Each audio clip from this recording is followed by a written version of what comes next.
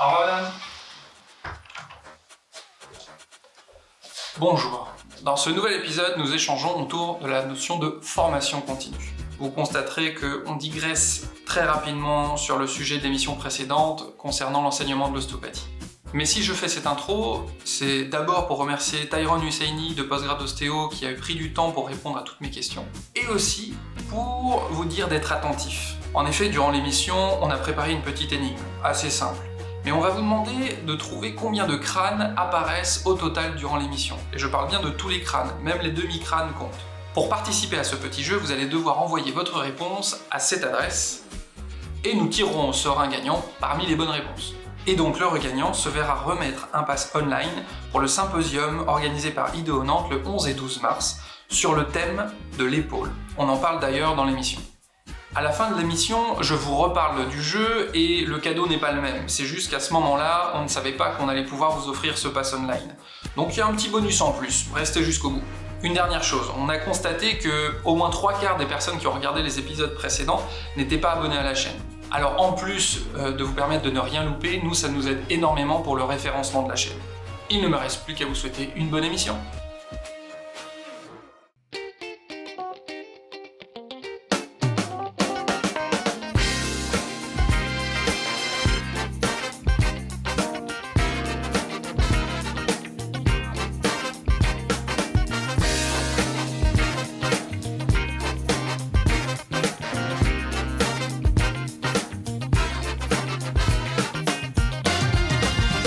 Bienvenue dans Ostéo de demain. Après 2 émissions consacrées plutôt aux études, on va parler de ce qui se passe après. C'est mieux comme ça ? Pas mal. Ouais, c'est pas mal. On va parler de ce qui se passe après et plus particulièrement de comment on fait pour se former après l'école. Et est-ce qu'on doit continuer à se former après l'école ? On verra qu'il y a différentes manières de le faire. Et pour ça, aujourd'hui, je suis accompagné de mon compère Olivier Merdy, que vous avez déjà vu dans le premier épisode. Bonjour. Des étudiants de l'école, de mon compère Clément Orango, qui me donne un sacré coup de main sur le montage d'ailleurs. Et je suis aussi accompagné, là je vais prendre ma petite fiche parce que j'ai fait une petite présentation spécifiquement pour notre invité de renom. Waouh. Tel un métalleux arpentant la campagne clissonnaise, il peut faire peur au début, surtout avec sa tenue anti-Covid en clinique. Mais très vite, on découvre un homme ouvert, riche de connaissances, et vous pourrez même provoquer chez lui la contraction de ses rhizorius, petits et grands zygomatiques, en abordant un sujet comme le DN4. On parle de ce fondu de clusters de tests orthopédiques comme le maestro du diag différentiel. Son charisme est tel qu'un groupe de fanatiques a récemment constitué un mouvement de pensée en son nom. Je veux bien sûr parler d'Antoine Crétal. Bienvenue Antoine. Merci beaucoup.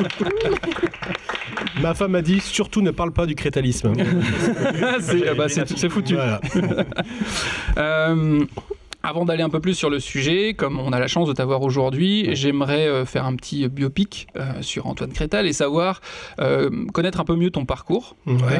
Est-ce que l'ostéopathie était la première chose pour toi dans ta vie professionnelle ? Ouais. Est-ce qu'il y a eu d'autres choses ? Et peut-être pourquoi tu t'es dirigé vers cette profession ? Alors, donc en fait, moi, je suis issu d'une famille de médecins, forcément, on s'en doutait un petit peu. Mais bon, c'était pas forcément une évidence pour moi. Je savais vers quoi je voulais aller, mais pas forcément uniquement la médecine. J'ai jamais eu de doute en tout cas. Il fallait que je fasse quelque chose en rapport avec l'activité libérale, en tout cas une profession de santé. Et puis, donc j'ai fait médecine, forcément à Nantes, dans les années fin 90. Et puis, forcément, ayant loupé 2 années, l'ostéopathie commençait à se faire connaître en fait. Voilà. Puis j'avais un ami qui a été enseignant ici au sein de l'école, au sein de l'IDEO, qui enseignait le viscéral, il y a plusieurs années de cela, qui justement a eu à peu près le même parcours que moi. Et donc, le connaissant, il m'a dit, écoute, voilà, je vais être ostéopathe, je fais une école à Paris. Donc, voilà, je me suis renseigné. C'est vrai que c'était totalement ce que je voulais, en fait, parce qu'il y avait cette relation patient-praticien qu'on avait. On retrouvait cette notion de raisonnement clinique, de diagnostic, qui déjà à l'époque me plaisait. Et donc, je suis parti à Paris, à l'école supérieure d'ostéopathie en 98, 99, je crois à peu près, 98. pour 6 années d'études. Comme Gilda Beauchal l'avait dit la dernière fois, à l'époque c'était 6 ans. Ouais. Et donc, voilà, je suis sorti en 2004. Après une année de remplacement, un peu à hésiter à savoir où j'allais me positionner, je suis revenu à mes sources, en fait, puisque j'avais tout mon réseau qui était ici, plutôt sur la région nazérienne. Voilà, ça fait donc je suis installé depuis 2004 sur la région nazérienne. Voilà, Ok, tu es dans ton cabinet, tu es seul dans ton cabinet? Est-ce que tu t'es installé à plusieurs? Alors j'ai commencé seul pendant une dizaine d'années, un peu moins d'une dizaine d'années. Et puis je me suis associé très récemment, j'ai une collaboratrice à partir de 2013-2014, quand j'ai commencé à enseigner ici en fait. Voilà, les choses sont bien alignées. J'avais des obligations familiales et puis en même temps l'école qui se profilait. Donc ça me laissait une disponibilité du cabinet pour quelqu'un d'autre, pour développer sa patientèle. Et donc ma collaboratrice est devenue mon associée il y a à peu près 2-3 ans, je crois. Ouais. Voilà, donc maintenant on a un exercice donc à 2 ostéopathes, mais on évolue au sein d'une association un peu plus grande. On ne fait pas partie de la maison de santé parce qu'on ne peut pas véritablement, mais on est regroupé, on est une petite cinquantaine de praticiens différents au sein de ce qu'on appelle la PSE, l'Association des professionnels de santé de l'estuaire, qui justement répond à des missions de sensibilisation auprès des patients. Il y a des actions qui sont faites par l'ARS, etc. Donc on retrouve des médecins, des kinés, il y a une podo, il y a des psychologues, il y a des orthophonistes, des infirmières forcément, pharmaciens, etc. Et donc ça fait... alors on ne se retrouve pas tous 50 à chaque fois, mais ça permet d'avoir des échanges entre nous et de développer quelque chose de relativement pluridisciplinaire sur plusieurs sites.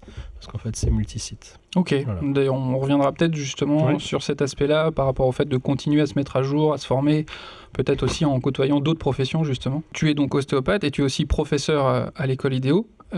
Qu'est-ce qui t'a amené à l'enseignement ? Alors, donc j'ai terminé il y a à peu près un quart d'heure on t'a pris au vif. Le podcast numéro 2. Donc l'interview avec Gilda Beauchat. Et alors, donc j'ai retenu, c'est marrant parce que Gilda, lui, ça a été vraiment, l'enseignement, c'était la continuité en fait de ce que ses pairs lui avaient offert. C'est l'inverse. C'est-à-dire c'est plutôt ne pas subir ce que j'ai pu vivre en tant qu'étudiant. C'est l'un ou l'autre. Ouais. Non, mais et donc ça a été justement éviter pour les étudiants d'avoir vécu ce que j'ai vécu, c'est-à-dire beaucoup d'interrogations, beaucoup de doutes, essayer d'accompagner. Il y a toujours cette notion de bienveillance, mais moi je sais que ça a été pas forcément simple. À une époque où l'ostéopathie émergeait, était un peu plus connue déjà à l'époque. Donc c'est plus récent que M. Beauchat. Mais la pédagogie, pareil, n'était pas encore telle qu'elle est aujourd'hui. Ça se mettait, c'était par petites touches. On était des promos de 50, on commençait à être les premières grosses promos, mais avec des enseignants qui changeaient régulièrement. Enfin, donc on avait une pédagogie qui était un peu plus fluctuante à l'époque. Et tu as ressenti une difficulté par rapport à ça? Et quand tu dis que tu avais beaucoup de questions et de doutes, c'était sur peut-être j'y vais directement sur le concept le concept ostéopathique ou sur la manière dont les choses étaient enseignées? La structure, parce que non, le concept il était très bien enseigné, c'est pas un souci. Non, c'était plus la structure, les différents intervenants, la pédagogie des intervenants surtout, qui virait parfois des cours de pratique, qui virait parfois plus à la démonstration que vraiment à la transmission d'informations. Donc c'était intéressant, je dis pas, les consultations magistrales, c'est vrai qu'il y a toujours des choses à récupérer, mais quand c'est systématiquement, c'était très souvent ça, ça c'est limite au bout d'un moment, parce que on a besoin d'explications, on a besoin de décortiquer les choses, et c'était pas toujours fait, et c'était pas toujours transmis. Tu veux dire qu'il y avait des consultations qui étaient réalisées devant 50 étudiants? Ouais, c'est ça, ouais. Alors des étudiants, soit des étudiants en général, c'était des étudiants avec des motifs de consultation, et puis parfois, plus rarement, des patients qui se prêtaient au jeu. Ce qui se fait aussi, c'est les consultations filmées, un peu parfois aussi dans les écoles. Ouais. Mais pareil, après, je pense que c'est l'avantage pédagogique que tout le monde voit la même chose et peut réfléchir sur le même truc concret. Mais après, ça remplace pas les vraies consultations. Oui. Bon, alors après, il y avait tout. Il y avait du structurel, il y avait de l'énergétique, il y avait des choses qui étaient un peu plus... qui, pour ma part, étaient un peu plus... peu moins structuré, qui me posait plus de problèmes en termes de raisonnement, en termes d'explication. On avait la chance par contre d'avoir une des premières cliniques vraiment qui tournait, où on était une vingtaine d'étudiants à l'époque. On avait une vingtaine de box déjà à l'époque. Je fais un petit hors-sujet, mais justement pour enseigner. Ensuite, tu as senti la nécessité justement de te former par rapport à ça? Parce qu'on le disait dans l'autre épisode, être ostéopathe, c'est pas la même chose qu'enseigner l'ostéopathie. Toi, ton parcours, ça a été quoi par rapport à ça? Est-ce que tu es rentré dans l'enseignement directement? Est-ce que tu as fait quelques formations? Est-ce que tu as été chercher de l'information? Ouais, à la base, en fait, comment ça s'est passé? Je suis resté donc de 2004 à 2013 un peu seul dans mon cabinet, en fait, sans collègues, dans un cabinet qui était dans son coin, pas forcément de rapport avec d'autres professions, enfin à part par courrier. Donc beaucoup d'interrogations en fait pendant des années, sans forcément avoir de pistes en fait. Et puis je m'occupais à l'époque du rugby club de Trignac. Et c'est avec André Jarnier, qui est un des premiers ostéos de la région lazérienne, s'est mis en place justement probablement une des premières FCE en fait avec l'IDEO, où on a reçu, sur les jours de match, en fait, 2 étudiants venaient participer, justement, venaient nous aider, justement, à préparer les gars et puis à les prendre en charge. Donc c'était toujours un stage assez épique, qui était assez demandé à l'époque, parce que c'était un peu rock'n'roll, quoi, forcément. C'était à même le terrain de... Non, c'est le luxe. On avait quand même une infirmerie. Alors, initialement, ça a été... Tu l'avais fait, Pierre-Yves, ce stage? Moi, je l'ai fait étudiant. C'est vrai? Ouais. Avec André Jarnier? Non, avec ta collègue. Ah oui. Ouais. Bah oui, tu vois. Ah oui, avec exact. Ouais, je me rappelle d'un stage de rugby qui était un peu sport, ouais, effectivement. J'en ai quelques-uns qui... Ça sentait fort. Ah oui, ça... Alors on a vécu les anciens gradins qui étaient des trucs centenaires, parce que le club est centenaire, et les anciens gradins où c'est du béton armé, du carrelage, des douches au plafond,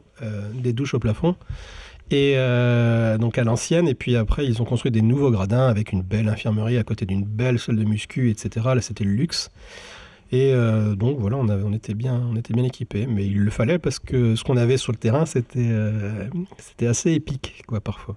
Donc un stage assez demandé. Puis c'est Eric Girard qui m'a proposé. Il m'a demandé, enfin je connaissais Eric déjà depuis l'école, puisqu'il était 2 ou 3 années au-dessus de moi, je crois 2. Et donc, il m'a dit, est-ce que ça t'intéresse de venir à l'école faire de l'assistanat clinique? Je lui ai fait, écoute, pourquoi pas? J'ai dit, je sais pas si je peux apporter quelque chose, j'ai un gros doute, mais... Quelle humilité. Ça se tente. Et c'est vrai en plus. Le pire, c'est que c'est vrai. Mais je lui ai dit, surtout, je ne donnerai pas de cours. Ne rigolez pas parce que c'est vrai en plus. C'est réel. J'ai dit, moi, les cours cliniques, j'ai fait encadrer la clinique, aucun problème. Les cours, par contre, non, c'est hors de question. Je peux pas. Et si je me trompe pas, tu n'as fait qu'augmenter tes cours depuis 10 ans. C'est un peu ça. Parce qu'aujourd'hui, tu t'occupes donc de la clinique et de quel cours à côté? T'as prévu combien de temps à Pierre-Yves? Je sais plus. En gros, beaucoup de sémio plutôt appliqué à notre pratique ostéo. Donc que ça soit en P2, en P3, en D1, un peu moins en D2 maintenant, mais je m'occupe énormément de la formation initiale, surtout des P2 et des P3, où je les ai sur l'anamnèse, l'observation, les tests, les diagnostics d'opportunité, le raisonnement clinique, les conseils, etc. Enfin, sur l'ensemble en fait, du déroulé d'une consultation, sur le traitement, sur le choix de traitement, sur la méthodo. Voilà. Justement, sur la sémiologie, est-ce que tu as dû reconstruire un peu le cours et comment tu as fait pour vraiment bien appliquer la sémiologie à notre profession par rapport aux connaissances médicales? Est-ce que tu as retravaillé ça? Est-ce que tu avais déjà des choses qui étaient en place par rapport à ça? En fait, non, j'ai rien du tout qui était en place. L'idée, c'était... Alors, quand je suis arrivé en clinique, c'était d'apporter quelque chose d'utile. Et en fait, il y avait un petit décalage en fait, qui existait entre la réalité de ce qui se passait dans les cabinets et puis parfois ce qui était transmis. Il y avait des petites choses à corriger. Donc, c'est là où je me suis senti un petit peu, je me suis dit, tiens, j'ai peut-être quelque chose à apporter. Okay.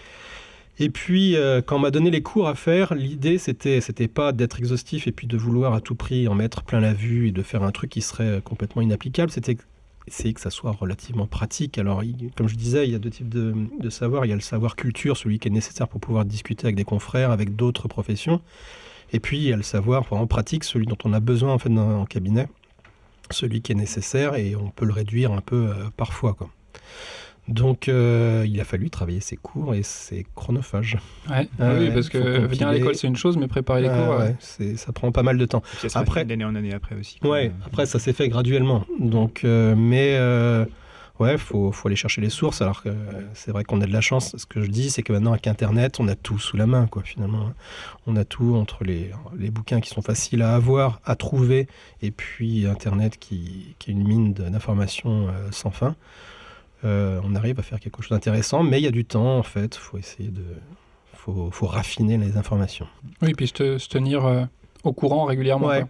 Bah oui, en essayant d'actualiser ça. Alors après, il y a toujours le cabinet qui aide un petit peu justement à faire coller la théorie à la pratique. Donc il y a des choses qui parlent un peu plus et on met un peu plus l'accent dessus. Pour la sémiologie, globalement, à peu près tout. Je propose qu'on aille un peu plus sur le sujet maintenant. Ok. Par rapport donc le sujet qui est après l'école, est-ce qu'on peut, est-ce qu'on doit et comment on fait pour continuer à se former, se mettre à jour, etc. Avant l'émission, j'ai essayé de transmettre un questionnaire aux élèves et à certains diplômés, jeunes diplômés, pour avoir quelques retours en fait sur les formations qu'ils ont fait au début, les questions qu'ils avaient par rapport à ça. Et déjà une première question qui est revenue toute simple, c'est est-ce que c'est obligatoire en fait de continuer à se former? Et sur quelques recherches que j'ai pu faire, et puis ce que je savais déjà à la base, c'est qu'il n'y a pas d'obligation formelle, en fait, à continuer à se former, et j'aimerais bien avoir votre point de vue là-dessus, sur est-ce qu'il devrait y avoir, justement, une obligation à se former, sous quelle forme, est-ce qu'il devrait y avoir une certaine régularité par rapport à ça, au moins une fois par an, ou sur les mises à jour qui peuvent y avoir, même au niveau médical, scientifique? Je pense qu'il faut, de toute façon, il faut faire des formations. Moi, après, j'ai toujours dit, contrairement à mes collègues de l'époque, de ma promo, je ne me suis pas lancé dans des formations directement après. J'ai voulu expérimenter, éprouver ce que j'avais appris, voir les limites, et puis ensuite essayer de corriger le tir. Ça a toujours c'est été une ma question philosophie. qu'il y avait justement, est-ce qu'on doit foncer après la formation initiale, quoi? Moi, je pense qu'il faut attendre un peu, faut voir ses limites, ses insuffisances, faut voir ses qualités aussi. Et puis après, en fonction de ça, choisir, parce qu'il y a maintenant, aujourd'hui, il y a énormément de formations disponibles, de tout type. Donc, c'est pas évident... c'est pas toujours évident de faire un choix. Je pense qu'il faut voir vraiment ses insuffisances et aller vers ça. L'obligation, je sais pas, c'est un peu embêtant. Il y a des pays où c'est obligatoire. Oui, je sais. Au Royaume-Uni, déjà il y a un genre d'ordre, le GIOSC, où tous les ostéopathes doivent s'inscrire, et puis qui contrôle que tous les ostéos se forment bien. Tous les ans, ils doivent faire un certain nombre d'heures. Ils ont fait le choix vraiment de la politique de tout le monde doit se former et tout. Mais c'est moins dans notre culture, je pense, comme beaucoup de choses. Mais c'est pas mauvais en soi, parce que ça bouge énormément. Il y a, surtout en ce moment, ça va dépendre, on va probablement en reparler tout à l'heure, mais sur les pôles justement, qui est très riche en termes d'articles et en termes de publications, surtout en ce moment. Il y a une nécessité à continuer là-dessus. On peut pas rester sur des anciens principes cliniques qui sont souvent dépassés. C'est parce que ça va vite, c'est pas le problème, mais on peut pas mettre des choses qui sont parues récemment dans la pédagogie en espace d'une année ou 2 années. Il y a toujours un petit temps de battement entre les deux. Pour que ça s'intègre au programme, quoi. Ouais. Donc ça, par contre, en termes de pratique clinique, c'est beaucoup plus facile à mettre en place. Il y a des e-learning qui existent. Ça peut vite être réintégré et utilisé dans la pratique en cabinet. On est dans une époque aussi où il y a beaucoup de changements dans la formation, de passage au licenciel, de choses comme ça. Donc le Covid a accéléré les choses, mais ça change complètement de regard. Je ne sais pas quel ressenti vous avez du coup, vous, par rapport à ça aussi.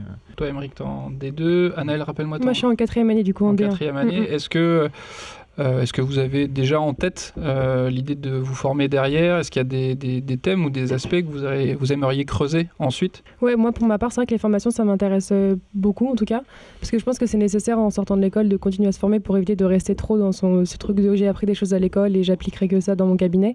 Et ce que j'aimerais faire, c'est plutôt approfondir des sujets où on n'a pas le temps de le faire à l'école en fait, ou qui sont pas dans les décrets, des choses un peu plus poussées, ou des sujets un peu comme la pédiatrie où on n'a pas trop de cours dessus, ou vraiment que les cours de base, et vraiment avoir d'autres techniques pour être sûr de pouvoir s'en sortir avec un bébé ou des choses comme ça, quoi. C'est vrai qu'à bébé, Ouais, on n'en voit jamais, quoi. Il y a beaucoup d'étudiants qui en voient, c'est ça. en tout cas en clinique, c'est vrai. Je pense que c'est un des thèmes qui est le plus souvent recherché. Oui, ce qui ressortait du formulaire que j'avais fait, et puis comment j'ai contacté Husseini Tyrone, qui s'occupe de Postgrad Ostéo. C'est un site qui essaye de regrouper un peu toutes les formations qui existent, et qui justement ils ont mis en place ça parce qu'il y a quelques années ils ont vu qu'il n'y avait aucune visibilité vraiment sur les formations, et ils se sont posé la question déjà de savoir pourquoi. Ils ont constaté qu'il n'y avait pas beaucoup d'ostéos qui se formaient régulièrement, que c'était quand même plus souvent les jeunes. Alors peut-être parce qu'ils ont un peu plus de temps, parce qu'ils ont envie d'acquérir une légitimité, ou justement ils veulent creuser leur connaissance. Ils ont moins le temps aussi après, peut-être.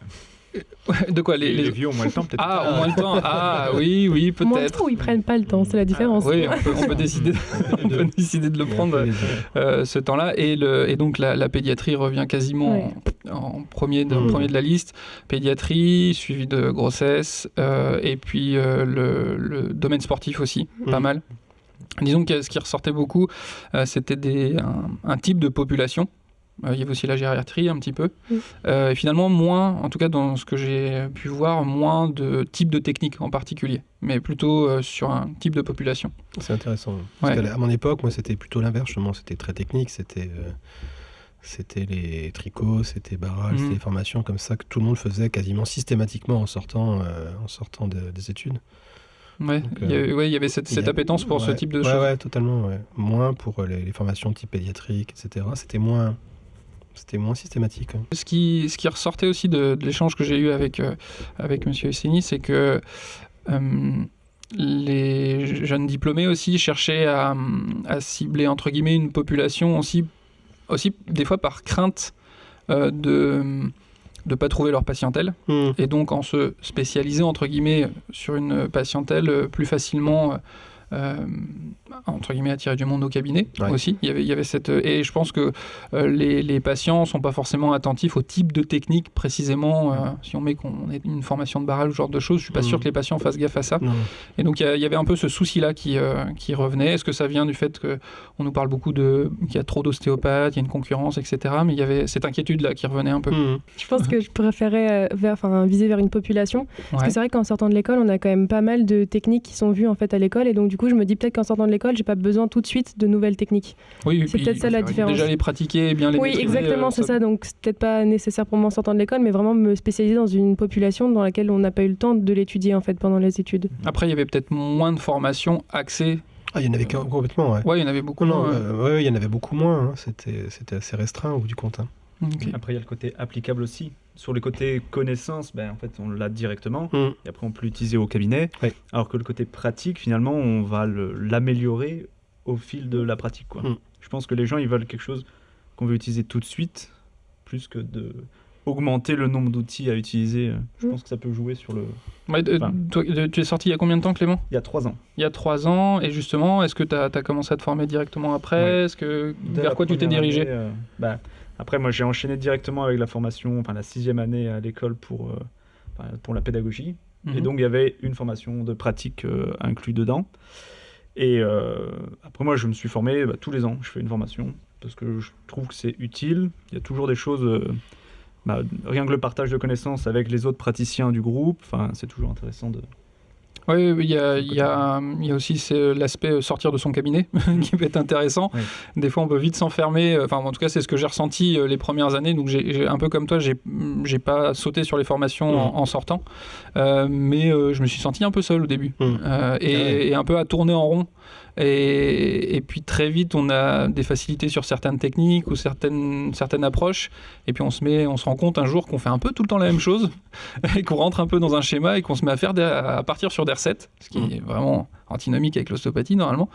Et c'est là que j'ai commencé à vouloir faire des formations aussi pour me rafraîchir un peu la tête, sortir de mes œillères. Est-ce qu'il y a d'autres choses qui vous ont poussé à faire des formations ou qui vous pousseraient à faire des formations au-delà du fait de sortir de son cabinet, la mise à jour des connaissances, ça c'est évident. Après, ça peut être les problématiques rencontrées aussi au cabinet. On tombe sur un patient où finalement on bloque ou on ne sait pas trop quoi faire et finalement on cherche s'il y a des formations sur ce sujet-là. Et ça peut être une piste. Je sais que une des formations, c'était sur la prise en charge bébé aussi, des plaques de céphalie.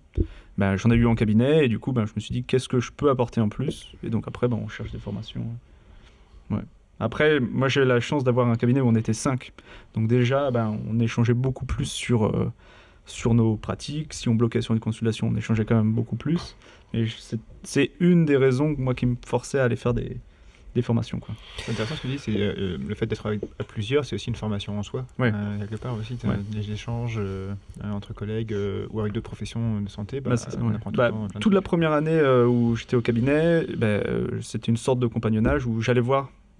Quand tu commences, tu as plus de temps libre finalement. J'allais voir ma collègue pendant des consultations, plus pédia, parce que c'est là où j'avais le moins d'expérience et ça me parlait le plus. Donc c'est toujours enrichissant. Ouais. Après, c'était aussi avoir accès aux avis d'experts en fait. C'est vrai que c'est aussi ça la richesse, c'est que on vit sur nos acquis et parfois on se rend compte qu'il y a des choses qui ont évolué, qui ne sont plus d'actualité. Et justement, avoir accès à ces formations-là, que ce soit en distanciel avec le e-learning ou en présentiel, c'est quand même enrichir beaucoup et renouveler sa pratique. Et puis c'est de nous donner un sentiment de confort et d'aisance peut-être pour prendre en charge des choses sur lesquelles on était mal à l'aise. Je rebondis sur tout ce que vous avez dit. Donc tu disais il y a différentes manières de continuer à se former. On pense tout de suite aux formations post-graduées. Mais donc si je résume un peu, il y a le fait d'échanger avec ses collègues dans le même cabinet des fois. Je sais que beaucoup d'ostéopathes même des fois font de l'observation de pratique et se réunissent, même s'ils ne sont pas dans le même cabinet pour échanger. Ce qui va dans la continuité des études d'ailleurs, parce que les études maintenant en clinique, les étudiants s'observent entre eux. Les premières années, deuxième année, ils apprennent plein de trucs des quatrième, cinquième année aussi. Je pense qu'on minimise tout ce qu'ils peuvent apprendre en discutant entre eux par rapport à ce que l'enseignant peut leur transmettre devant une salle de cours. Je vais reparler de notre colocation, mais on a appris beaucoup de choses quand on était en coloc, vu qu'on était que des ostéopathes en coloc, on parlait que de ça. Pas que l'ostéopathie, bien évidemment, mais en tout cas, ça a participé en fait. On baignait constamment dans l'ostéopathie. Est-ce que vous voyez d'autres voies d'apprentissage en dehors des formations, de l'échange avec les collègues? Ouais, la lecture, Les livres, beaucoup. Je connais plus trop ça. Je sais plus lire depuis longtemps. Je suis ce qu'on appelle un tsundoku. Un comment? Un tsundoku. Un tsundoku, apprends-moi, qu'est-ce que c'est un tsundoku? Un tsundoku, c'est quelqu'un qui achète des livres et qui ne les lit pas. Voilà. Alors, je suis un peu ça. Je suis intro, 10 pages après l'intro et après, des fois, je lâche. Alors, j'adore les bouquins, mais... en déco, quoi. Seulement en déco. Non, je passe devant, je culpabilise, et puis je passe à autre chose. Moi, j'arrive très peu à lire des bouquins qui sont là pour m'apprendre quelque chose. J'arrive que à lire des romans. Un bouquin, sinon... non, moi, c'est... J'ai acheté l'entretien motivationnel il y a 3 mois, mais je ne l'ai pas ouvert. Miller et Rolnick, c'est intéressant. C'est un des seuls que j'ai lu en entier. Mais avoir autant de connaissances, moi, c'est... sous la main, comme ça, que ça soit, comme je dis, Internet, etc. C'est relativement enivrant, en fait. Oui. Et je regarde tout ça, j'aimerais bien tout ingurgiter, absorber tout. Ouais, un peu comme dans Matrix, pouvoir se brancher, tout mettre. Ça serait pas mal. Après, je pense que même sans parler de livres, il y a les articles scientifiques. Les articles en plus. Il y en a pas mal qui paraissent quasiment tous les jours. Les réseaux sociaux. Ouais. Totalement, l'actualisation. En sélectionnant bien les sources, quand même. En ayant un flux cohérent, c'est vrai que ce soit sur Twitter, sur Instagram, c'est d'une richesse maintenant. Je voyais Instagram, ce qui se transmet. Alors, à prendre avec des pincettes parfois, mais il y a énormément de choses. Et puis, c'est vrai que c'est toujours souvent bien sourcé. Maintenant, c'est vrai que pour rebondir, Twitter et puis Instagram, ça fait partie sûrement des sources les plus importantes pour justement capter les articles intéressants, ce qui se fait de neuf, quoi. C'est intéressant de demander ça à Anaël et à Eric. Du coup, comment vous apprenez le mieux au jour le jour Comment est-ce que vous captez les informations Est-ce que, déjà, il faut ingurgiter tout ce qu'il y a à l'école, je pense. Oui, déjà, c'est une bonne chose déjà de faire. Est-ce que vous allez chercher de temps en temps d'autres choses, et si oui, par quel biais? Moi, du coup, je fais beaucoup avec les livres aussi. Genre, j'ai acheté le livre que vous avez conseillé justement sur le diagnostic clinique. Lui, je trouve qu'il est vraiment pas mal. C'est parce qu'il a un lien d'affiliation, c'est pour ça. Il a des parts, en fait. C'est ça. Du coup, ça m'apprend beaucoup de choses. Et puis, ça permet aussi de faire des rappels sur des choses qu'on avait oubliées. Et en fait, de l'avoir aussi sous le coude, quoi. En clinique, on relit des choses. C'était sur le diagnostic ostéopathique. Donc, on est en clinique, on a quelques minutes de pause. Non, franchement, il est vraiment pas mal. Il est bien expliqué. Il est assez concis. C'est cool, quoi. Non, moi c'est pareil, c'est au niveau de la clinique. Après, je sais que sur la pratique, j'ai fait des référentiels en fonction de chaque matière. Ah oui, c'est vrai. Donc notamment sur les tests orthopédiques où j'ai été creusé sur Internet en allant chercher des articles. J'ai trouvé un site qui sourçait pas mal. Donc j'ai pas mal creusé là-dessus. Et donc ouais, c'est là-dessus où j'ai le plus appris. Et puis l'échange avec les profs en clinique. Ça, c'est prouvé, c'est une des meilleures façons d'apprendre, Ouais. de créer soi-même un contenu ou quelque chose à transmettre. C'est là où tu retiens le plus, Ouais. de toute façon. Donc du coup, en fonction de chaque pratique, je me suis basé sur des profs un peu références à l'école. En HVT, par exemple, les livres de Monsieur Cambier, Viscéral plutôt sur Monsieur Barral ou Finette et William. Tu te construis ton propre wiki, Ouais, quoi. j'essaye d'étoffer mon panel de techniques pour au moins avoir en clinique et puis les approfondir en clinique, quoi. Une chose qu'on voit apparaître dans la formation postgraduée, c'est le mix entre le e-learning et le présentiel. Ça se fait de plus en plus et je sais pas ce que vous en pensez, mais moi je trouve ça plutôt intéressant parce qu'il y a, je sais pas quel est votre vécu, mais il y a plein de formations que j'ai pu faire où clairement c'était un peu ennuyeux de recevoir la théorie comme ça et en fait j'ai l'impression de m'être déplacé pour pas grand chose alors que j'aurais pu recevoir une vidéo, un PDF, prendre le temps à mon rythme de l'accueillir et puis après de venir vraiment pour la pratique derrière.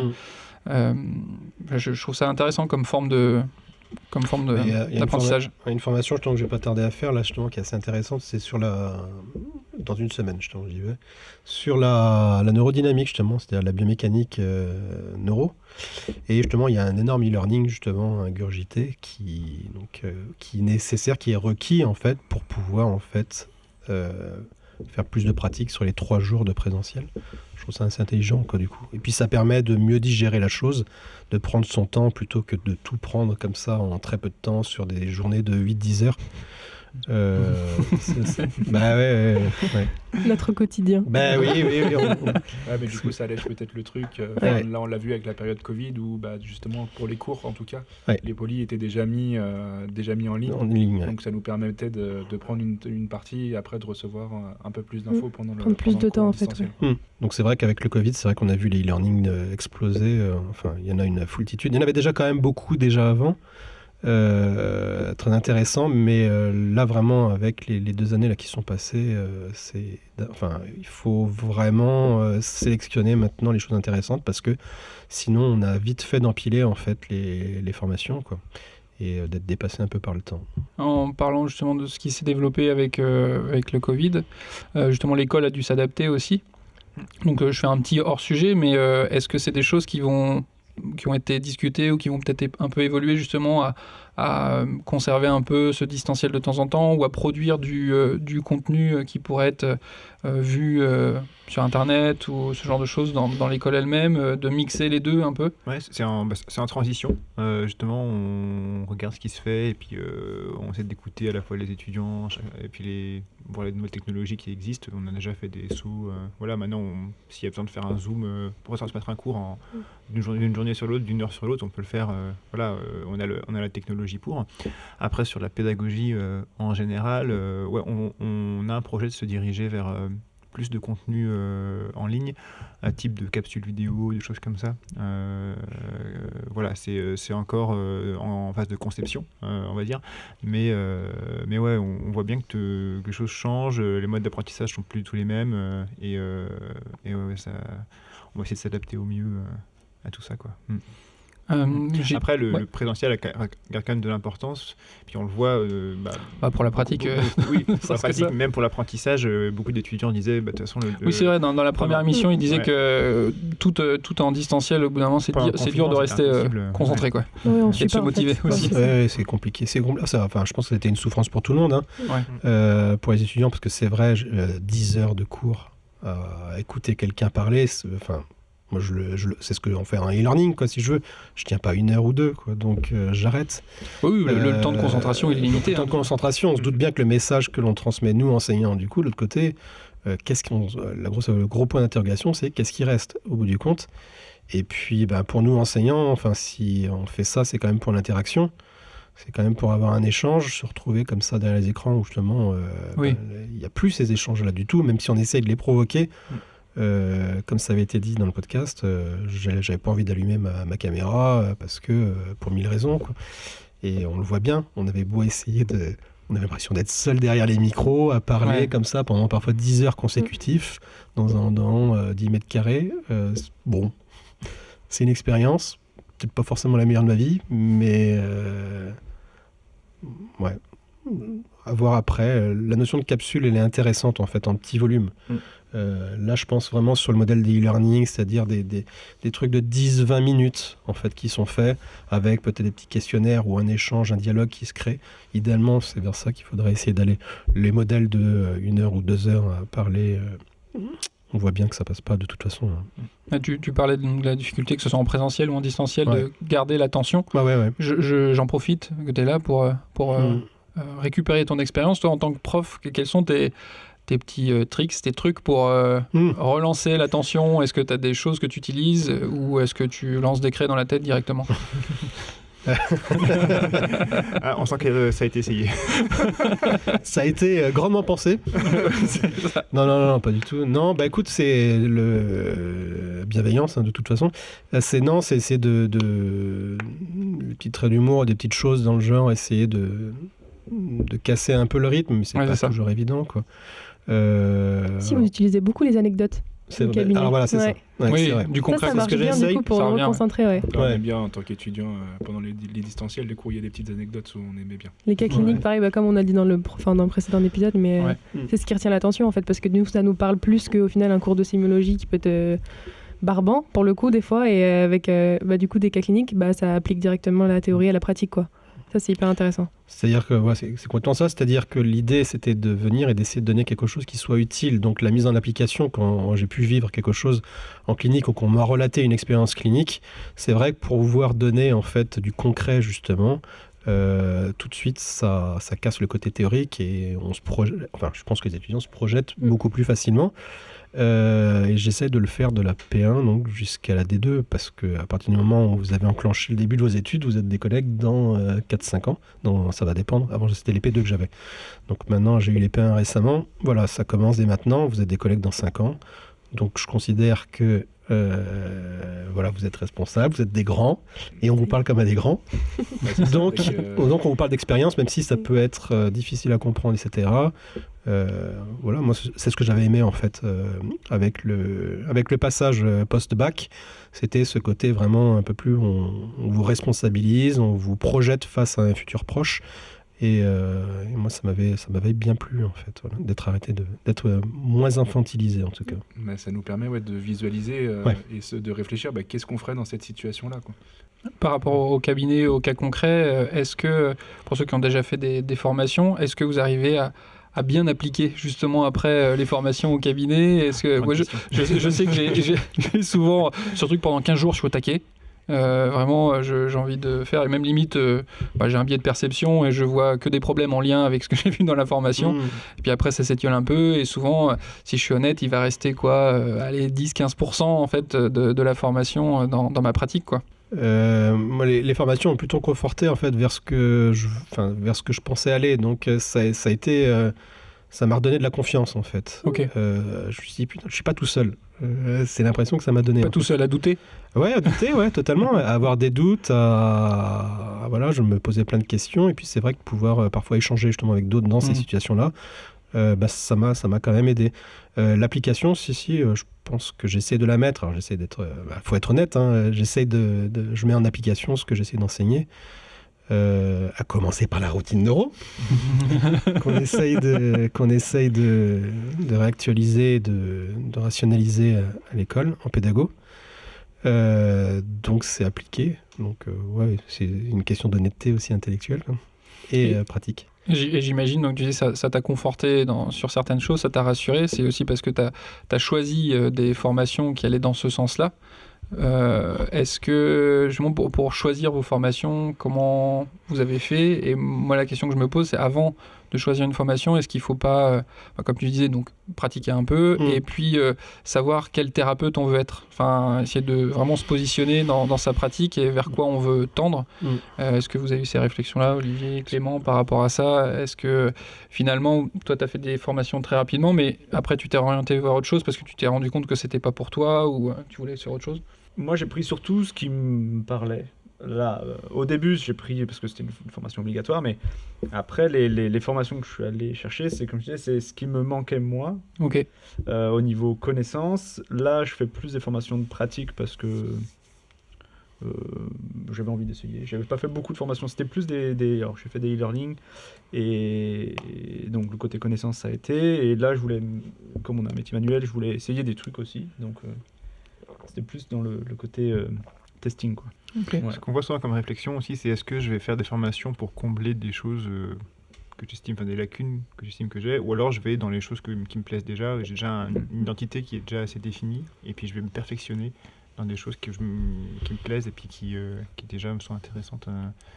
Souvent au tout début, on voit ce genre de réflexion chez les jeunes diplômés. Je sais pas c'est le bouche à oreille, c'est parce que je recherche telle chose, tu discutes avec les collègues, tu te dis est-ce qu'il y a des choses qui te parlent, moi je veux chercher un peu ça. Oui, d'ailleurs, comment vous avez trouvé, cherché vos formations, vu que pour l'instant il n'y avait pas vraiment, enfin ça commence à se faire, mais il n'existe pas vraiment d'annuaire de formation et c'est encore plus difficile de savoir à l'avance la qualité de la formation, sachant qu'en plus j'imagine qu'un ostéopathe va la trouver géniale, un autre vraiment va pas s'y retrouver.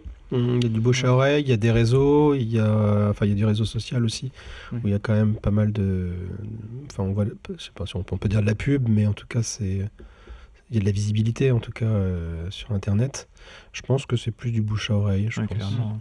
On reçoit régulièrement des courriers de formation machin, formation truc, mais... non. Zéro. Limite, enfin moi en tout cas c'est presque l'effet inverse en fait.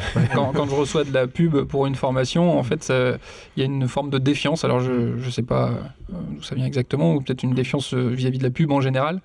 Mais c'est vrai que quand ça vient de la part d'un collègue, généralement c'est beaucoup mieux perçu, quoi. Et puis après il y a alors ça c'est peut-être plus Olivier qui en pourra en parler, c'est tout ce qui est Datadocker et puis Calliope en général qui donne des... Je sais pas si Calliope ça, pour les formations c'est... Ah maintenant ça va devenir quasiment obligatoire pour toutes les formations et pour avoir une formation reconnue de qualité.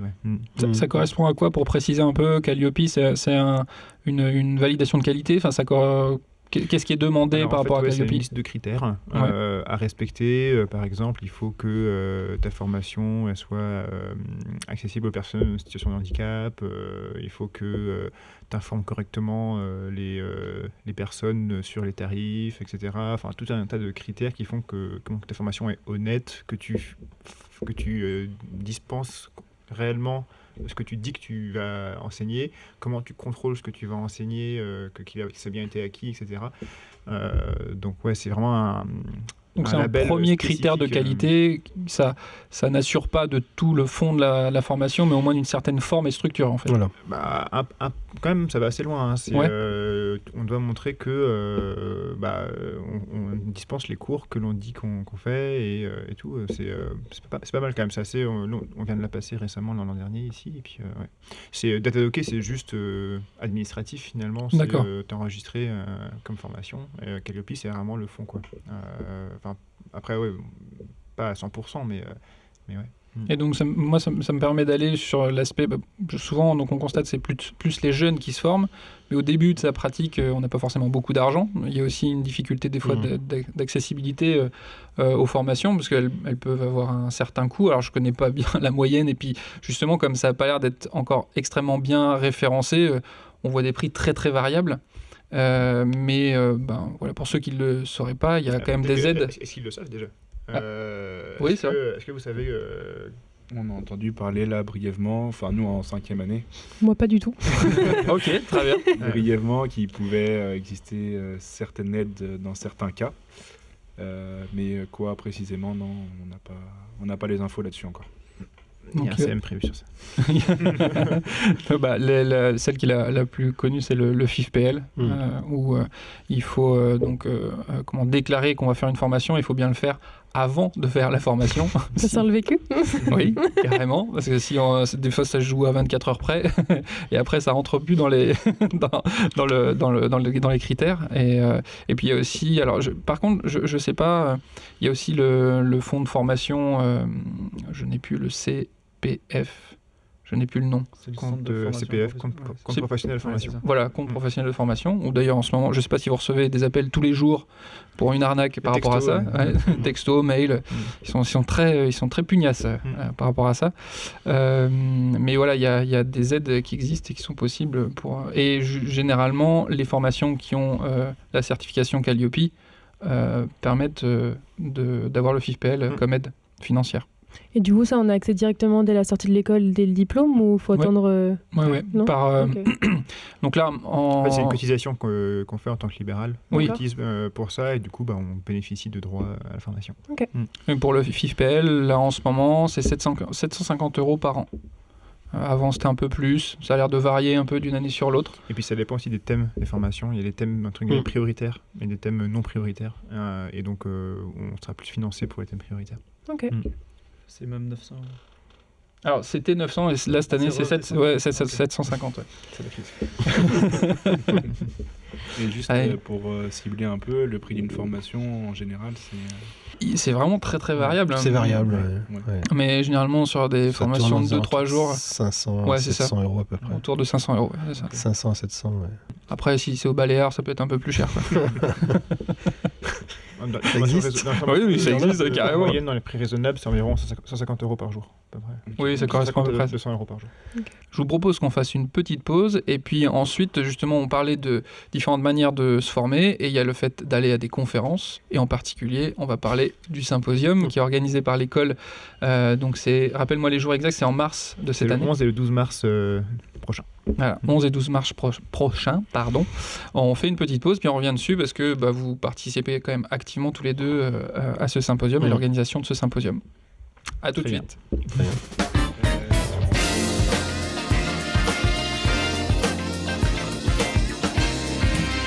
Très bien. Après cette petite pause, on va pouvoir enchaîner en parlant plus précisément du symposium qu'organise IDEO Nantes au mois de mars. Et j'aimerais savoir déjà quel est le thème de ce symposium et comment il a été choisi cette année. Alors le thème du symposium, ce sera l'épaule et le membre supérieur. Il y a 3 ans, on était parti sur un thème très très global, la douleur chronique, et même il y a 5 ans, les troubles du sommeil, donc des choses assez globales. Et puis là, on voulait quelque chose de un peu plus concret, en fait, plus proche, un motif de consultation, une région du corps qui peut poser problème, des difficultés, des questionnements. Antoine, tu disais que voilà, il y a pas mal de publis, de choses qui évoluent à ce niveau-là, et donc c'est comme ça qu'on a choisi. Antoine a pas mal contribué parce qu'il a proposé à l'origine le thème, et puis c'est vrai que ça nous a pas mal convaincus. Donc on en parle toujours, on en revient à la pratique en fait. On a un cabinet, c'est vrai que réalisant en fait mes difficultés que j'avais à comprendre l'épaule en fait cliniquement. Beaucoup d'interrogations. À l'école, je me charge d'une grosse partie sur les tests d'opportunité, l'enseignement. Et du coup, j'ai compilé pas mal de documents dessus, d'experts autour de l'épaule qui publient énormément en fait. Et c'est vrai que il y a beaucoup de publications sur les 3-4 dernières années qui sont sorties. Sur le triage de l'épaule, sur les tests d'épaule, sur la prise en charge des épaules. Et qui remettent un peu en question ce qu'on pouvait savoir ou qui valident certaines choses peut-être. C'est large parce que justement c'est pour ça que c'était intéressant comme sujet, comme thème. C'est que il y a tellement de choses à dire en fait, il y a tellement de choses à renouveler. Que ça soit sur le triage, le diagnostic en cabinet, que ça soit sur l'appréhension physiopathologique, sur l'évolution future, sur les autres même, la comparaison, le travail pluridisciplinaire, c'est très riche en fait, c'est très très très riche. Et donc avant ça, j'avais commencé à faire quelques e-learning, justement à compiler certaines choses. Donc ça fait partie probablement des choses sur lesquelles il y a le plus de changements vraiment. Je pense qu'aujourd'hui, ce qui est appris en fait actuellement, donc c'est toujours aussi important, mais ça va être amené à changer. On le verra avec les différents intervenants. Là où on avait un abord très structurel en fait de l'épaule, on va de plus en plus se diriger vers la fonction, ce qui est tout aussi intéressant parce voilà. Et ça basé sur le fait que le diagnostic structurel anatomo-pathophysiologique était pas forcément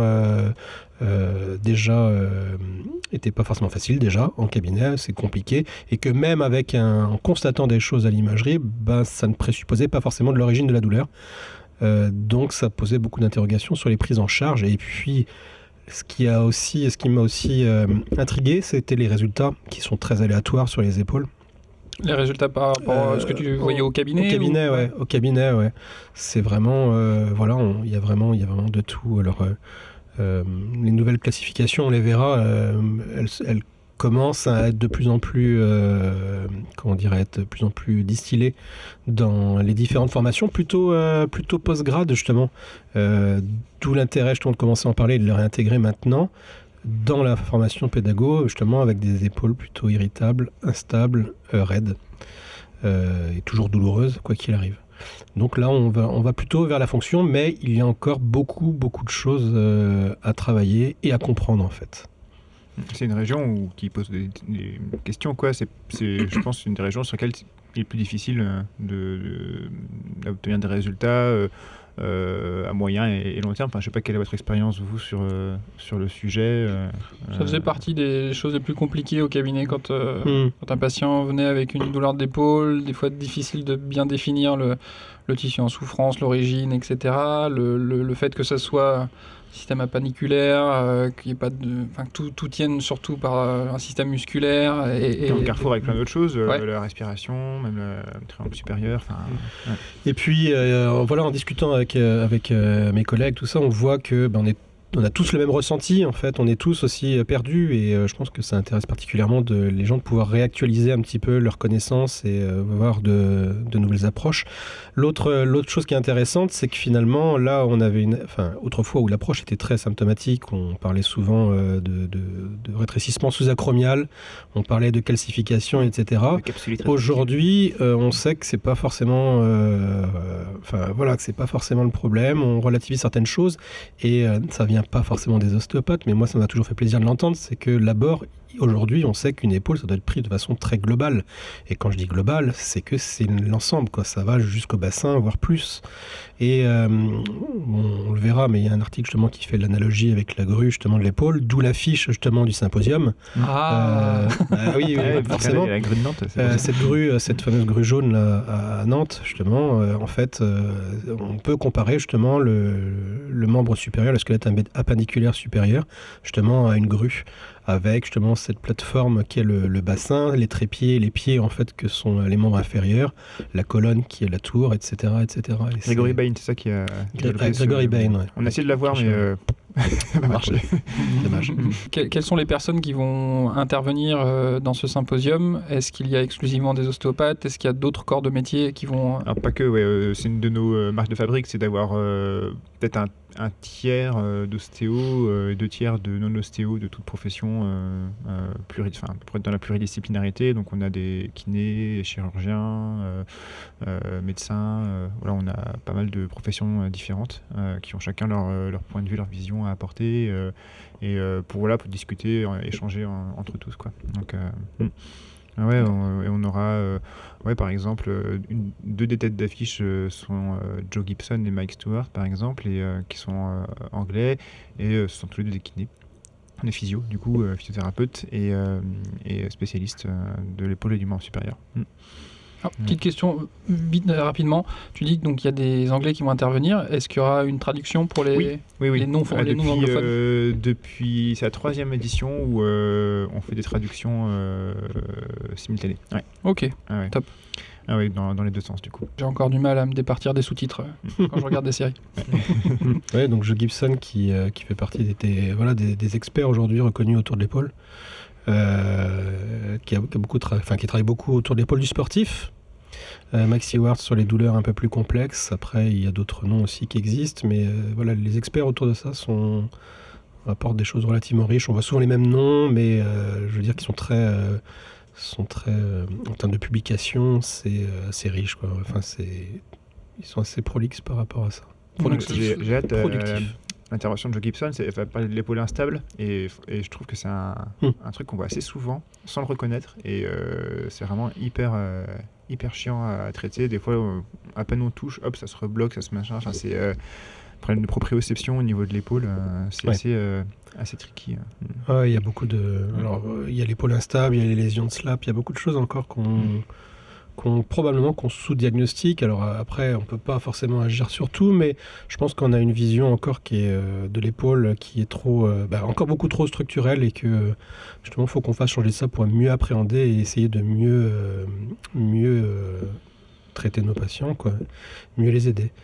Mais pour ça, il faut comprendre. Donc on aura à la fois des confs assez spécifiques sur des pathos, puis des confs beaucoup plus globales qui vont faire le lien avec les autres parties du corps. On aura une conf approche du sportif, l'épaule du sportif, voilà un peu donc l'épaule dans tous ces sous toutes ses formes. Et justement, les intervenants sont pluridisciplinaires. Est-ce que ce symposium s'adresse uniquement aux ostéopathes, ou potentiellement on peut intéresser d'autres corps de métier? Tous les thérapeutes manuels, déjà, je pense. Mon avis, alors après, à discuter, mais c'est au niveau des... En termes de... J'ai l'impression qu'il y a cette dichotomie qu'il y a en France, en fait, entre les différentes professions. L'impression que j'ai, en fait, quand on lit les publications internationales, c'est que c'est très mélangé, en fait. Il y a des thérapeutes manuels et on ne se regarde pas à savoir est-ce qu'on est ostéopathe, est-ce qu'on est kiné, etc. Alors, évidemment, il y a des affinités particulières, mais il y a des physiothérapeutes, c'est le terme de physiothérapeute qu'on note la plupart du temps, qui est l'équivalent de kiné, mais qui sont des thérapeutes manuels. Il y a Chadcook, il y a Marc Laslett qui sont réputés pour ça. Et puis, à côté de ça, il y a d'autres physiothérapeutes, il y a des ostéos, il y a des chiros qui publient. Il y a aussi des gens qui font du Feldenkrais, alors j'ai oublié le nom, mais qui est assez connu justement pour ses publis. J'ai plus le nom en tête, et qui est reconnu par les autres professions. Je pense que c'est surtout en France qu'on regarde la profession de la personne avant de l'écouter et de juger de son discours. Ce qui est pas étonnant, parce que dès qu'on va parler de publication et d'échanges scientifiques, on est dans le domaine de la connaissance, mais la connaissance appartient à personne, quoi, et dès qu'on va se poser des questions, chercher à répondre à une question spécifiquement, oui, tout le monde peut se l'approprier. Après, dans ces symposiums, oui, il y a une touche ostéopathique forcément, parce que c'est notre spécificité, c'est notre regard, etc. Mais on cherche vraiment à être au niveau de la connaissance, qu'est-ce qu'on peut apprendre, et puis qu'est-ce qu'on met en pratique aussi. Et sous quelle forme va se passer ce symposium? J'ai cru comprendre que cette année, il y avait une particularité, qu'il y aurait du présentiel et du distanciel. Alors du coup, on a dû faire... ça s'est décidé il y a 1 an, en plein début du Covid. On s'est dit, qu'est-ce qu'on fait? Est-ce qu'on peut espérer que ce soit rétabli d'ici là, etc.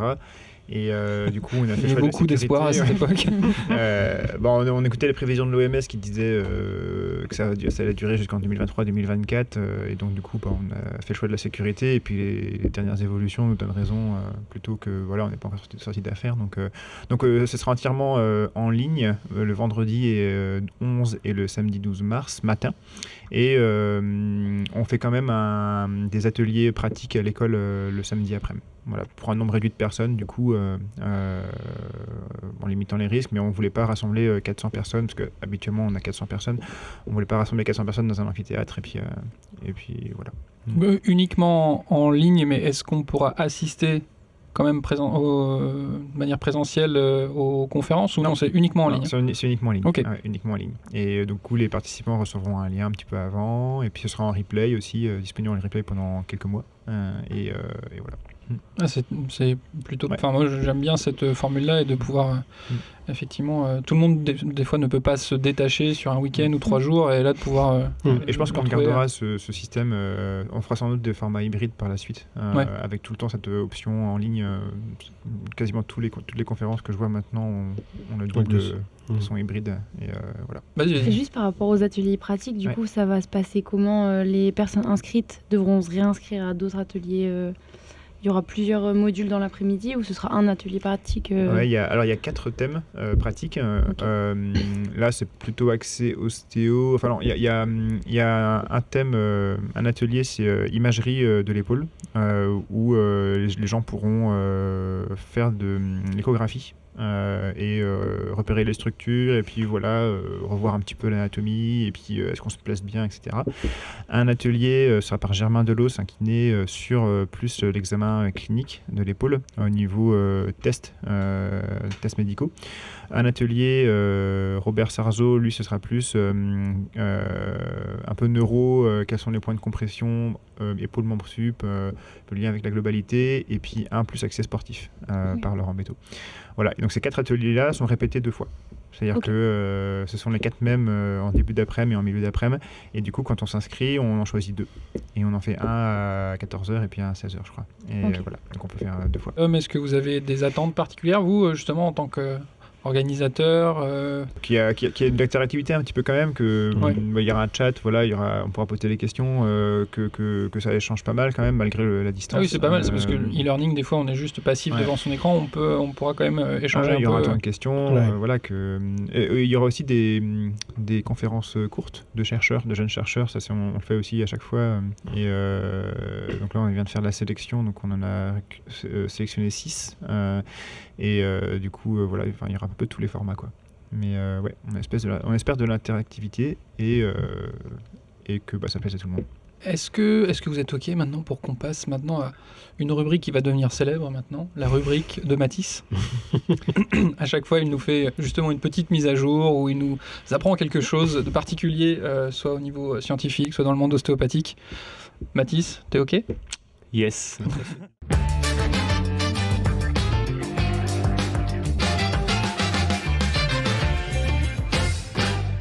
On va changer un petit peu de sujet aujourd'hui, même par rapport aux autres fois. Ça va changer un peu de thème. Oh, il nous surprend. On va parler d'un public qui est là au quotidien, qu'on fréquente assez souvent et pourtant invisibilisé, on ne les connaît pas. J'ai peur. C'est pas le début d'une blague graveleuse ni raciste, je vous rassure. On va parler aujourd'hui des moniteurs techniques. Moniteur technique, ça n'a pas l'air d'évoquer grand-chose. En général, ça parle pas forcément beaucoup à beaucoup de gens. Ça dépend aussi un petit peu des écoles et du vocabulaire qui est utilisé. Moniteur technique, qu'est-ce que c'est globalement dans la formation en ostéopathie ? Il y a quelques décrets qui encadrent tout ça, et notamment celui 2014-1043 du 12 septembre 2014 relatif à l'agrément des établissements de formation en ostéopathie. Donc là, Clément, je vais rajouter une petite notification.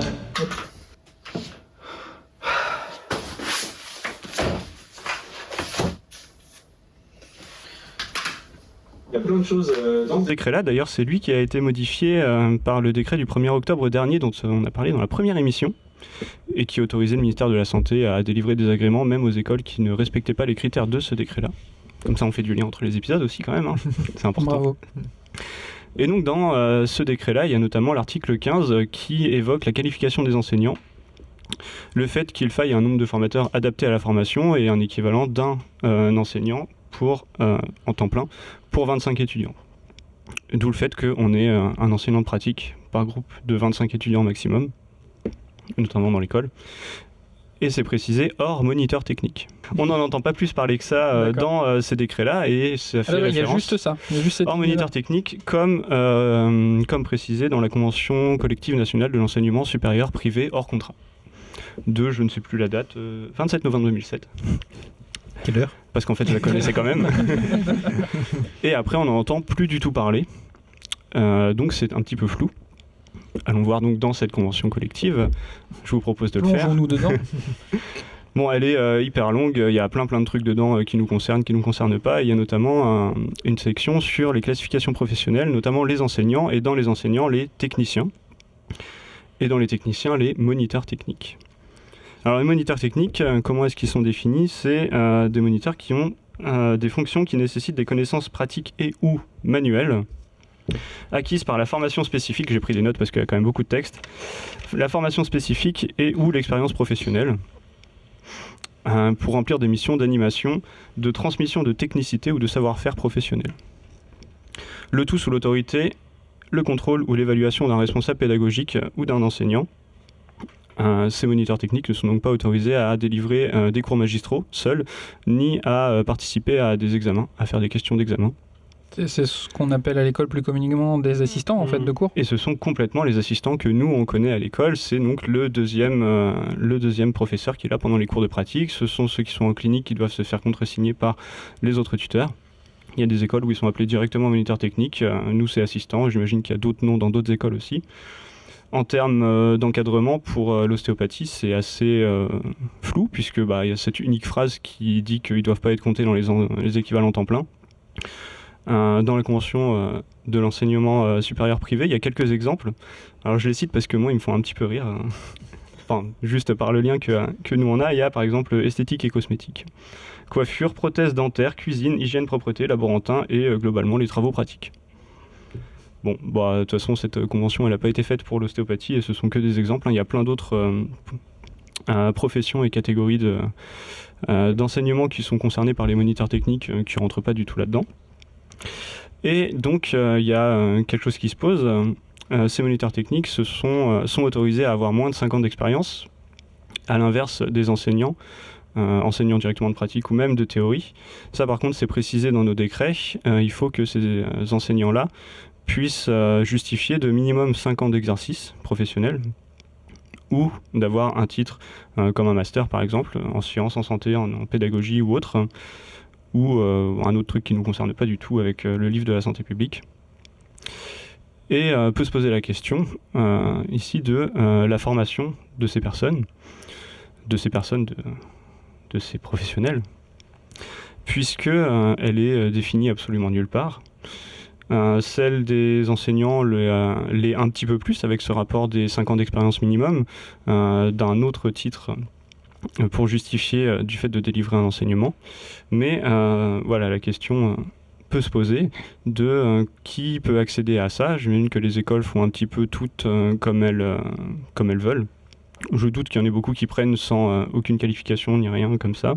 Nous, à Nantes, par exemple, on a l'année complémentaire qui dure donc environ 1 an avec des suivis de ces jeunes diplômés dans des cours auprès d'autres assistants, auprès d'enseignants, avec quand même un premier abord de la pédagogie qui permet de ne pas débarquer comme ça de nulle part et sans rien.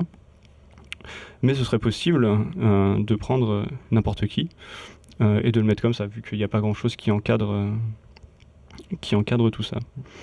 Alors c'est une question plutôt ouverte pour le coup, et il y a une personne qui se pose activement cette question. Alors j'ai essayé de la recontacter. Pour le coup, j'ai pas eu de réponse. Je me permets donc quand même de la citer. Qui s'appelle Chloé Béranger, qui est une ostéopathe diplômée de l'ITO à Toulouse depuis quelques années, et qui fait un master MEF, master en sciences de l'éducation, sur justement le cadre qui devrait être appliqué à ces moniteurs techniques, la formation qu'ils pourraient recevoir, qui serait acceptable pour des jeunes diplômés en termes de temps, en termes potentiellement de finances. Quelles seraient les connaissances, les compétences nécessaires pour pouvoir enseigner, transmettre des connaissances, une technicité, un savoir-faire, un geste, une palpation, ce genre de choses. En tout cas, quelque chose qui soit plutôt adapté à l'ostéopathie pour le coup. Donc elle est en train de faire son mémoire. Il est peut-être fini, peut-être pas. En tout cas, je pense que d'ici quelques mois, peut-être quelques années, on aura l'occasion d'en entendre parler. Ça devrait être relativement intéressant, je pense. En tout cas, moi, j'irai consulter ça avec grand intérêt. Ouais, avoir un peu plus d'outils et de billes quand on arrive la première fois face à une classe. Je sais pas si vous vous rappelez de la première fois que vous avez donné cours ou pas. Ouais. Quel est le souvenir? J'avais dit que je voulais pas en faire. Donc... déjà, pas content. Non, c'est bizarre. La vie est étrange. J'étais assez timide et puis vraiment parler en public pour moi c'était complètement inhibant.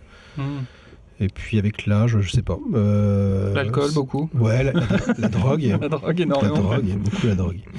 Non, écoute, je sais pas, c'était une évidence. Enfin, ça n'a pas posé de problème. Là où j'entendais d'autres collègues dire, c'est vrai, être devant 90 étudiants, c'était assez intimidant. Je dis pas évidemment, je suis pas arrivé comme ça, mais j'ai pas eu cette angoisse à partir du moment où c'est un truc qui me plaisait en fait.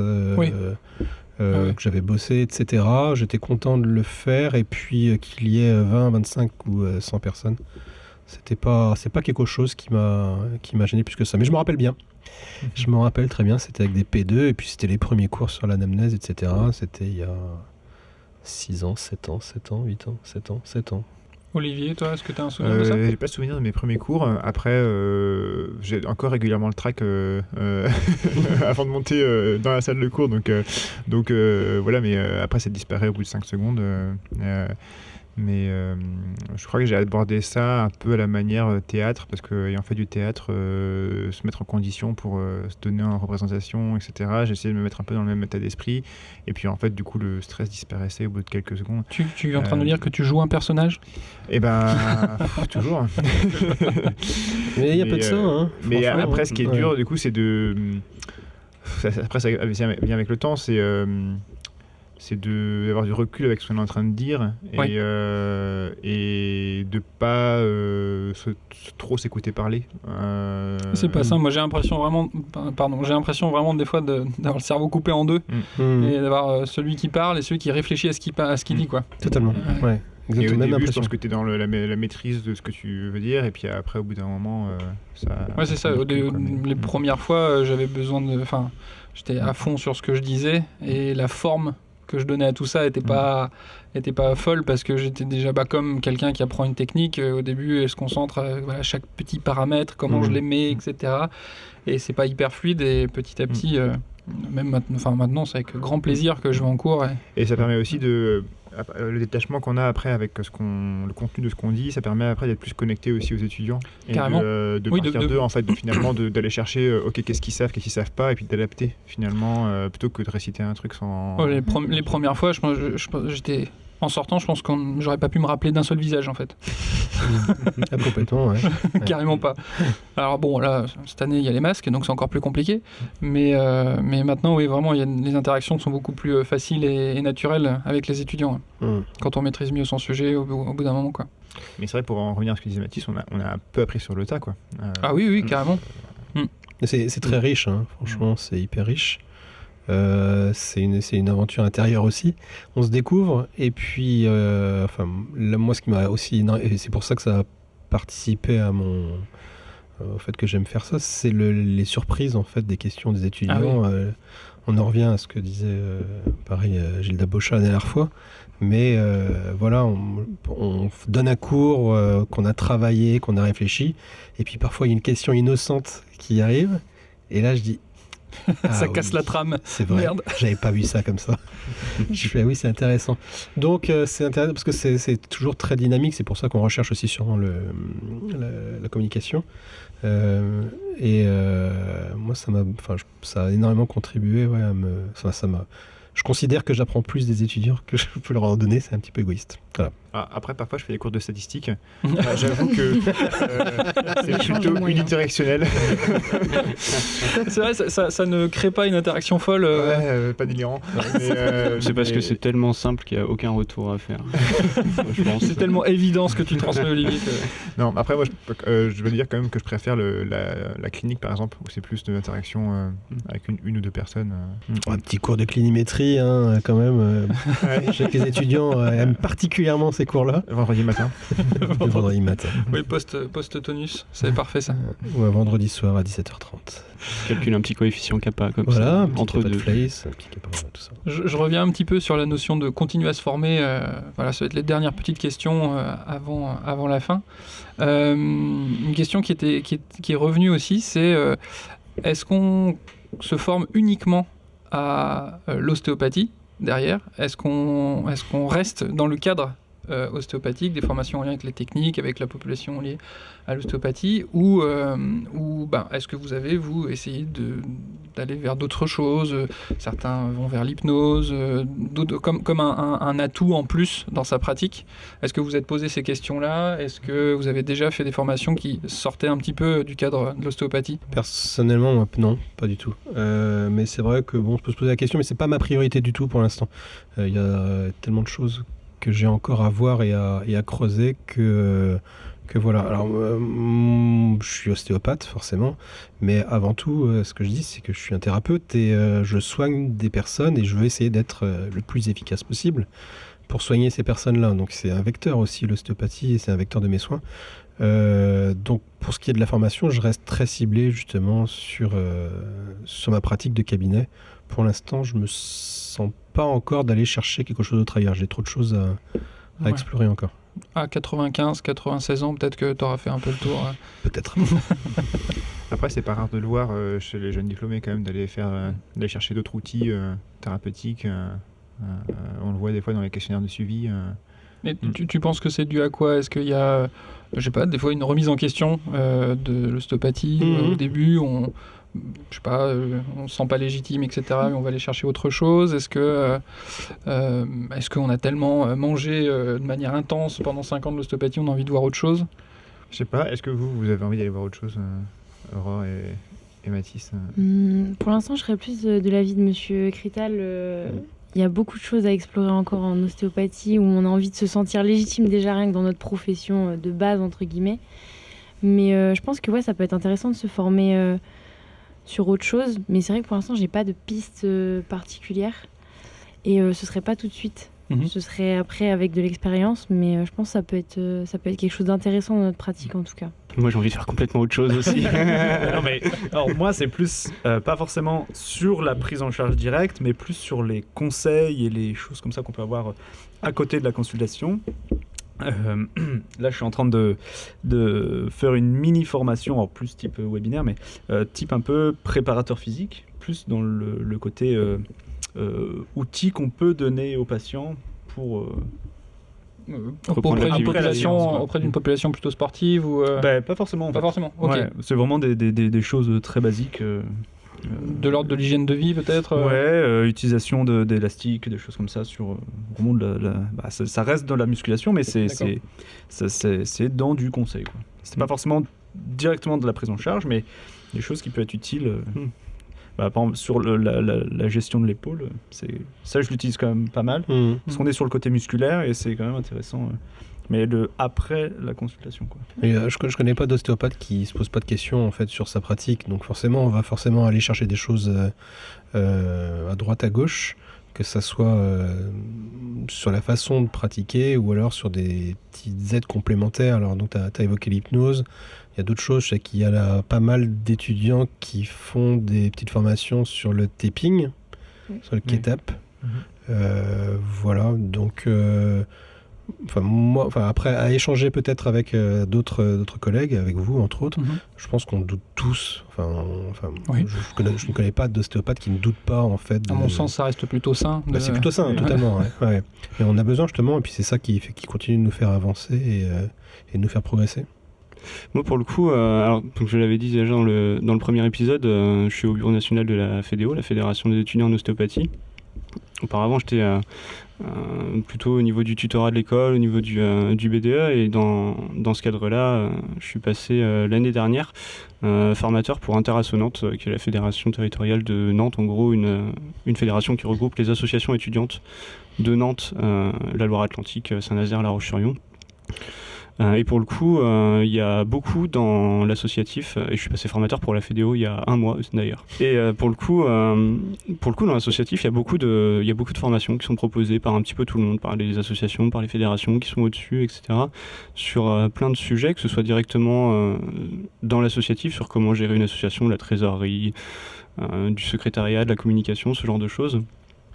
Et au-delà de ça, il y a cet aspect formateur qui, lui, va plutôt développer l'aspect pédagogique et comment former des gens justement sur ces sujets plus liés à l'associatif, avec la FEDEO sur des sujets plus liés à l'associatif en ostéopathie et à l'ostéopathie, ce genre de choses.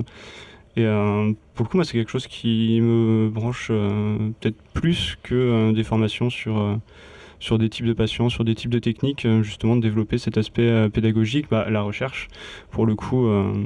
Je suis encore en Master 1 cette année, faire un Master 2 l'année prochaine et continuer après dans la recherche, plus ce qui va entourer le cadre de la pratique, comment on a des connaissances dessus, comment on les évalue, comment on fait évoluer le cadre législatif, juridique autour, tout ce genre de choses qui sort pas mal quand même de l'aspect prise en charge, mais qui a une importance assez importante.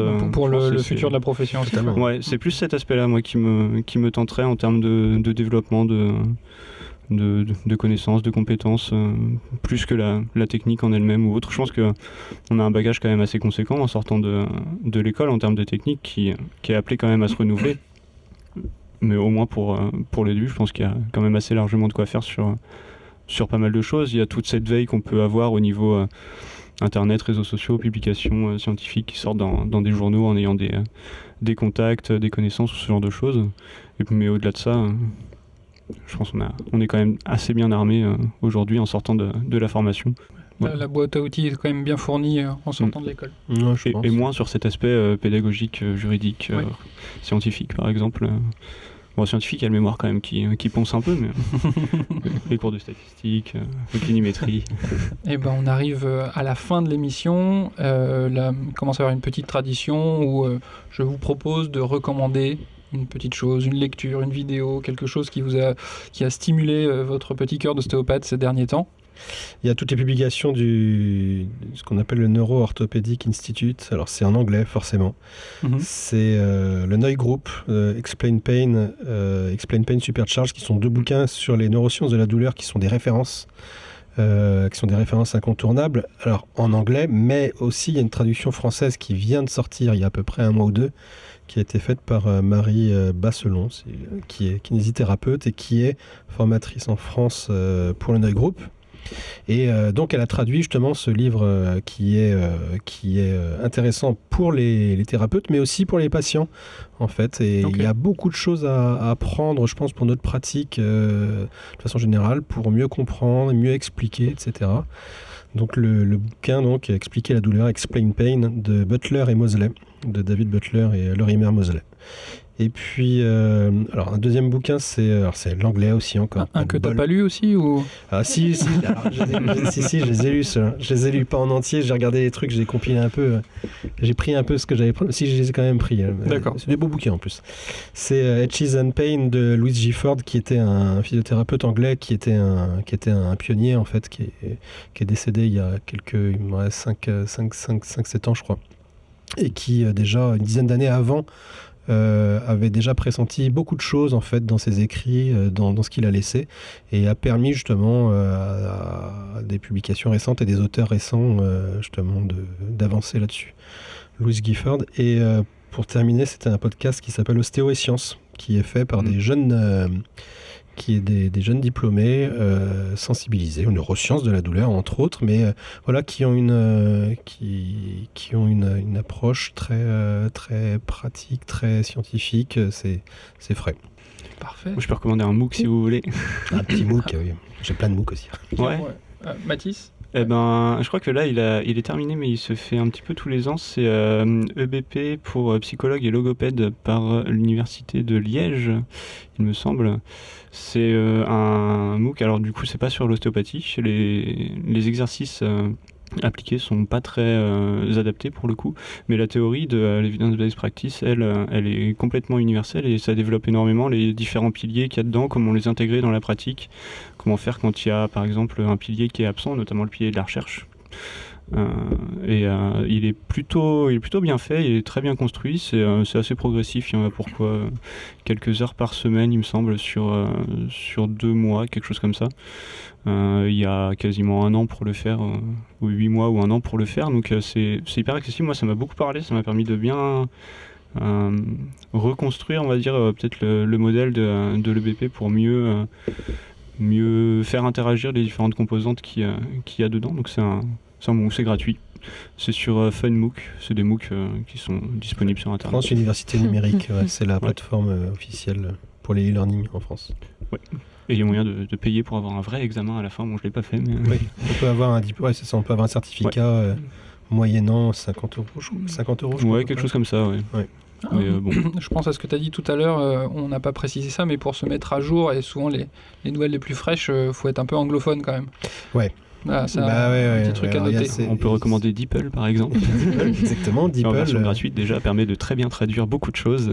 Qui aide énormément, mais après, il y a aussi des sous-titres, sous-titrages qui sont faits. L'agence EBP entre autres qui donc voit intervenir un e-learning justement avec Joe Gibson et Mike Stewart entre autres, qui est traduit et même en français, qui est doublé en français. Et puis en ostéo, il y a le ECF-PCO avec pas mal de formations assez riches, de tout type en fait, là-dedans. Et là, en français. Le plus difficile, c'est de s'y mettre. En général, de toute façon, l'anglais, au bout d'un moment, à force de lire des trucs en anglais... Oui, c'est de l'anglais technique. Au bout d'un moment, quand même, on arrive à s'y faire. Ce qui est peut-être un peu difficile dans les publications scientifiques. En général, on se renseigne dans un champ de recherche en particulier. C'est rare d'aller dans plein de domaines très différents. Et au bout d'un moment, le vocabulaire, il est difficile au début, mais c'est toujours un peu les mêmes mots, les mêmes concepts qui sont utilisés. Ça finit par rentrer. Je pense qu'il y a des tournures de phrases, des mots, des références qui finissent par être intégrées, mais il faut s'y coller au début, quoi.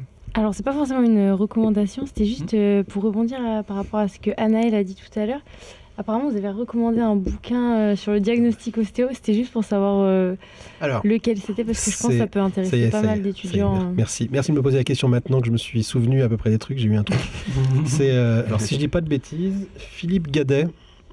C'est ça Philippe Gadet. Alors, Philippe Gadet. Ouais, Philippe Gadet, sont le nom du livre, par contre, je ne l'ai plus en tête, c'est un bouquin bleu.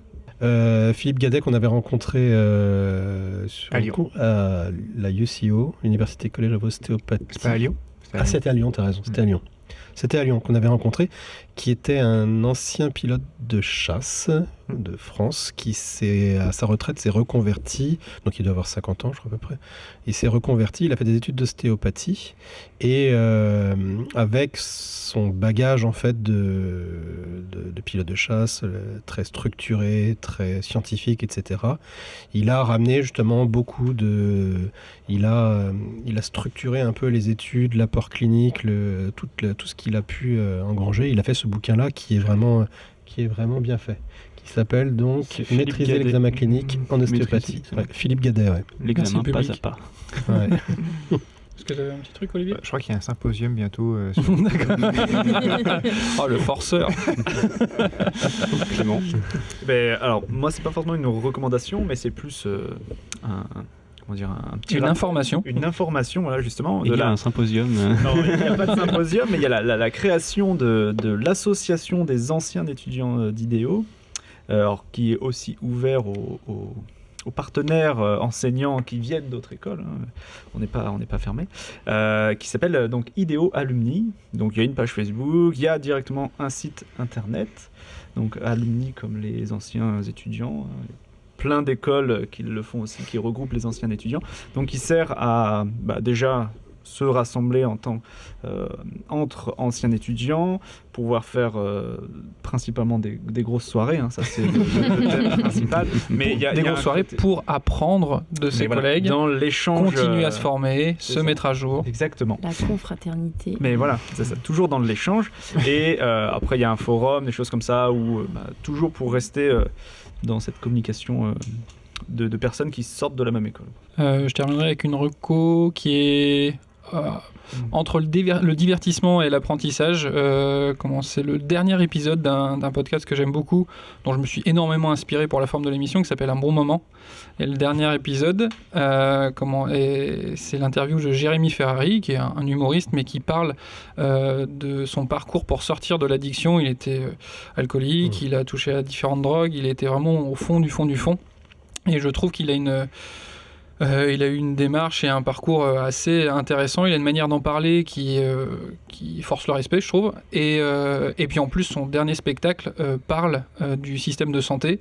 Et il a une démarche très scientifique, je trouve. Vraiment, tout est sourcé comme ses autres spectacles où à chaque fois, il prend du temps pour aller chercher l'information. Et à la fin de son spectacle, c'est marrant parce que vraiment, il prend son énorme classeur d'informations, de sources, et il le laisse au public pour qu'ils aillent tous vérifier tout ce qu'il a dit, en fait. Et vraiment, c'est...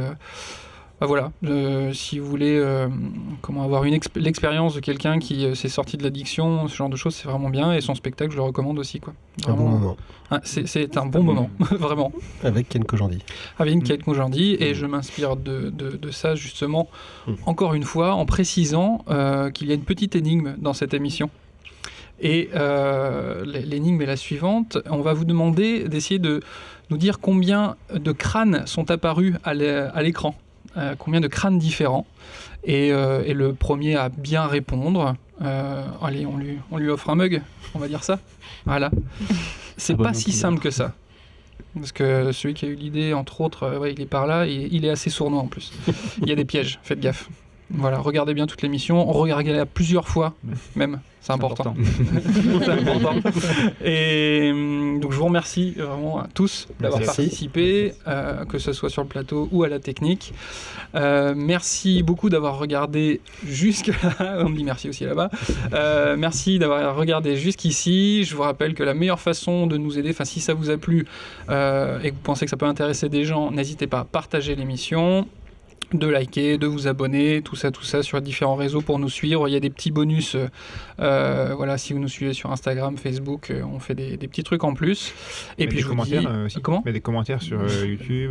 Oui, bien évidemment. Je le dis pas assez, mais n'hésitez pas à laisser des commentaires, nous poser d'autres questions, des sujets que vous aimeriez voir abordés ou des questions sur le thème d'aujourd'hui pour qu'on aille un peu plus loin peut-être dans une future émission.